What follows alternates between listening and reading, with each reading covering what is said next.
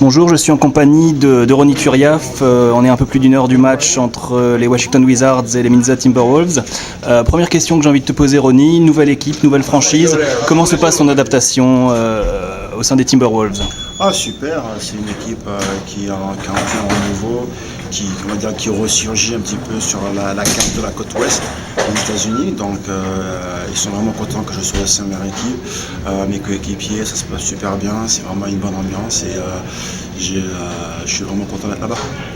Et donc ton rôle dans l'équipe, pour l'instant tu es indisponible, mais quand tu reviendras, un rôle de pivot essentiellement défensif comme tu l'as été aux Clippers. Est-ce que c'est un rôle que tu embrasses? Est-ce que c'est de rentrer comme ça et d'apporter des rebonds contre? Est-ce que c'est un rôle qui te convient au sein de l'équipe? C'est un rôle qui est toujours le rôle de l'ombre, qui ne me dérange pas du tout. Je fais ce que j'ai à faire pour aider l'équipe à gagner et je suis NBA, je m'amuse, je prends du pied sur le terrain. Donc pour moi c'est vraiment une opportunité d'apporter ce que je sais faire. Après de vouloir dire que c'est qu'un pivot défensif ou ceci cela, ouais, si vous voulez me voir comme ça c'est sûr. Mais pour moi je vois juste comme un joueur qui fait le nécessaire pour aider son équipe à gagner.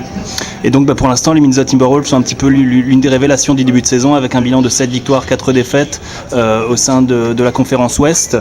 On a Kevin Love qui est un candidat au titre de MVP, Kevin Martin qui revient bien, Ricky Rubio qui sert toujours ses passes. Comment est-ce que tu vois un petit peu les chances de l'équipe cette saison après de nombreuses années difficiles pour cette franchise? Comme je l'ai dit auparavant, avant que je signe, c'est une équipe je voyais qu'il y avait une opportunité, une carte à jouer, quelque chose qui est vachement intéressant, c'est de jouer pour quelque chose. Et donc quand tu as cette équipe qui sont passés dans le passé, qui est passée par des moments difficiles et qui ont changé un petit peu, on va dire, avec l'arrivée des Flip Sanders et bien sûr avec Kevin Love qui est en bonne santé, on voit qu'il y a du potentiel. Donc ce sera à nous de vraiment se rester concentré et se donner à fond pour essayer d'arriver le plus loin possible. Est-ce que vous pensez pouvoir rivaliser avec les franchises comme les Spurs, Oklahoma City en playoff? Est-ce que vous avez un objectif spécifique ou que vous êtes fixé? De gagner chaque match. On n'est pas forcément concentré sur les autres, on se concentre sur soi-même, sauf essayer de copier un petit peu le fait que les équipes qui ont du succès ont eu du succès pour une raison. Donc on essaie un petit peu de voir ce qu'ils font bien et ce qu'ils font moins bien. Donc c'est sûr qu'en général on essaie de copier les équipes qui gagnent, parce que ça, il y a une raison pour ça. Et Ronny, en parlant d'équipe qui gagne, est-ce qu'aujourd'hui tu as eu l'occasion de suivre l'équipe de France de football qui s'est brillamment qualifiée pour la Coupe du Monde?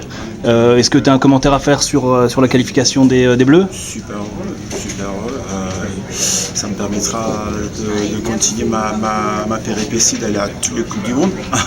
Ça c'est sûr. Mais je suis fier d'eux parce que c'est dans les moments difficiles qu'on voit le vrai visage d'une équipe, le vrai visage des gens. Donc je suis vraiment fier pour eux.